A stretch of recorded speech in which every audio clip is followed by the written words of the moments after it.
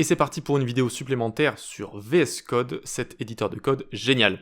Donc il y a une petite playlist maintenant qui commence à être fournie, si vous voulez, sur YouTube, sur mon YouTube, vous pouvez aller la retrouver dans la petite section playlist, si vous voulez des astuces comme ça avec cet éditeur de code. Et aujourd'hui on va parler de autosave.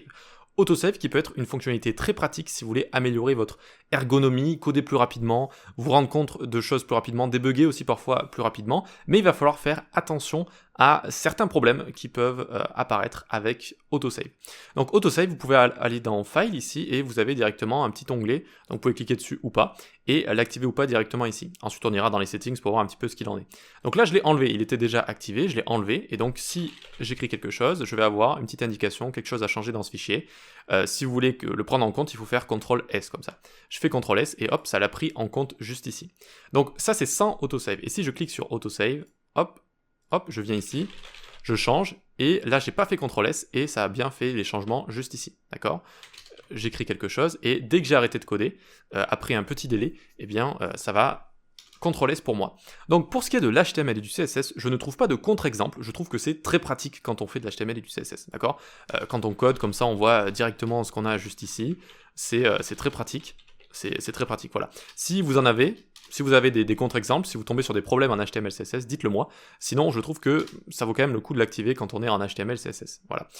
En CSS, donc juste ici pour vous montrer, c'est pareil. Hein, si je veux agrandir tout ça, boum, je le vois directement. J'ai pas besoin de CTRL-S à chaque fois. Et donc ça peut être très pratique. Voilà. Ok, donc ça c'est pour l'HTML, CSS. Pas trop de problèmes. On peut activer l'autosave directement depuis File, ou Fichier en français juste ici.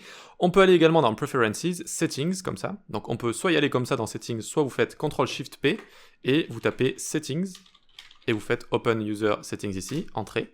Et ici on tape Autosave, hop, et on va tomber donc sur cet endroit-là. Donc je vais un peu dézoomer peut-être, voilà, on tombe sur un espace comme ça. Donc on a notre autosave ici, de base quand on l'active c'est After Delay, comme ça. Donc le délai c'est ce qu'on va mettre juste ici. Ici j'ai mis 500 millisecondes, on peut mettre 1 milliseconde aussi, mais là ça va être très très rapide, c'est-à-dire dès que je vais taper quelque chose, ça va changer en temps réel comme ça. Ce qui peut être un peu, pas frustrant, mais ça peut être un peu bizarre de voir tout changer comme ça directement, ça peut être très très rapide. Donc je vous conseille de mettre un délai, soit 1 seconde comme ça, soit 500 par exemple. 500 millisecondes, c'est pas mal. Donc on a After Delay, je vous le recommande, on a On Focus Change, donc si vous changez de fichier, ça va l'enregistrer. On Window Change, si vous cliquez sur votre navigateur, ça change le focus de fenêtre en fait, et donc ça va le sauvegarder également. Donc moi j'utilise After Delay juste ici. Ensuite ici, si on a par exemple une extension qui fait du refactoring sur plusieurs fichiers, ça va également autosave ces fichiers. Et puis on peut cliquer ici sur autopréfixeur, donc autopréfixeur est une extension, et si vous cliquez ici, ça va rajouter des vendeurs préfixes CSS pour que si vous utilisez des propriétés qui sont pas très bien supportées sur certains navigateurs, ça va rajouter comme ça des préfixes. Alors je ne l'active pas ici, mais vous pouvez l'activer si vous voulez, si ça vous plaît. Ok, donc ça c'est la configuration. On a vu ça, on a vu comment l'activer ici ou directement dans nos settings. On a vu que pour HTML, CSS c'était très bien, et que ça valait le coup de l'utiliser. Ça vaut aussi le coup de l'utiliser pour JS, mais on peut tomber sur quelques problèmes. Alors j'ai fait une petite liste ici, je me suis un peu creusé la tête et j'ai fait des recherches, et je suis tombé sur ça, notamment quand on travaille avec des API, c'est peut-être le problème principal. Parfois on est limité en termes d'appel vers une API, d'accord ? Par exemple si on n'a pas acheté une offre pro, ou si c'est une API gratuite qui vraiment limite ce genre de choses. Et donc si on commence à coder, etc., et qu'il y a des CTRL-S sauvages qui se font tout le temps, ça s'enregistre, eh bien les appels, à chaque fois le JS va être exécuté, donc les appels vont se faire pour rien, entre guillemets, vers une API. Si vous avez envie de tester une API et que vous avez plein d'appels comme ça qui se font pour rien, à un moment vous allez être bloqué, et vous allez ah ben mince, pourtant je pensais pas en avoir fait autant d'appels, et en fait c'est juste que vous aviez l'autosave d'activer, donc ça en a fait plein comme ça en background, enfin pas vraiment en background, en fait ça a à chaque fois exécuté votre JS. Donc attention, même si on a une offre pro d'API, bon, on essaie de pas surcharger les API pour rien non plus, donc on évite d'avoir l'autosave d'activer quand on travaille comme ça avec des API. Ensuite, pour avoir un visuel des fichiers modifiés, certaines personnes aiment bien avoir un visuel comme ça, c'est-à-dire, vous savez, ceci, hein, avoir le nombre de fichiers comme ça qui ont été modifiés. Et je peux comprendre, c'est vrai que ça peut être assez agréable, vous voyez, 3 fichiers modifiés ici, donc vous savez un peu ce qui a été modifié. Néanmoins, si vous travaillez avec Git, vous avez également un visuel comme ça, des choses qui ont changé, et donc ça peut faire tomber cet argument à l'eau. Voilà, donc après ça dépend, hein, ça peut être un choix personnel, etc., que je comprends complètement. Je suis pas pour ou contre l'autosave, c'est juste ça peut être pratique parfois, et selon vos choix personnels également.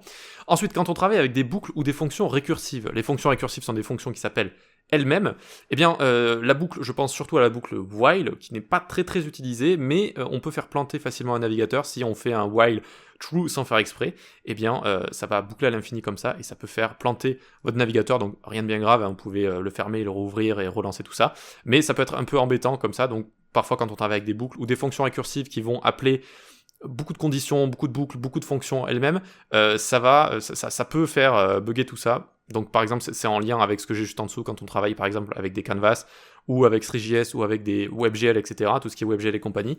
Si vous vous mettez à créer plein de choses sans faire exprès, parce que vous n'avez pas passé en revue votre code et que vous savez pas trop ce qui se passe, ça peut partir en live comme ça et faire aussi crash votre navigateur. Encore une fois, rien de bien grave, il suffit de repérer ce qui se passe et de relancer, mais ça peut être un peu embêtant. Donc voilà, tout dépend de ce que vous faites. Si vous travaillez avec des choses qui sont assez lourdes en termes de performance, ça vaut peut-être le coup de bien relire son code avant de l'exécuter et de faire ces petits tests comme ça. Et enfin, ça peut être un choix personnel. J'ai vu que ça divise, je sais pas trop pourquoi, mais ça divise un peu les gens sur le web. Il y a des gens qui sont pros, il y a des gens qui sont contre. Moi, je trouve ça pratique dans certains langages, dans certaines... quand on code en fait avec certains langages tout simplement. Après voilà, ça peut être un choix personnel, donc vous en faites ce que vous voulez. Il faut savoir que ça existe et que ça peut être très pratique. Ensuite, c'est à vous de l'activer ou pas. Voilà pour cette petite astuce VS Code. Rendez-vous sur le Discord en description, la newsletter et mes cours sur les plateformes d'e-learning. Et voilà, on se dit à la prochaine. Ciao.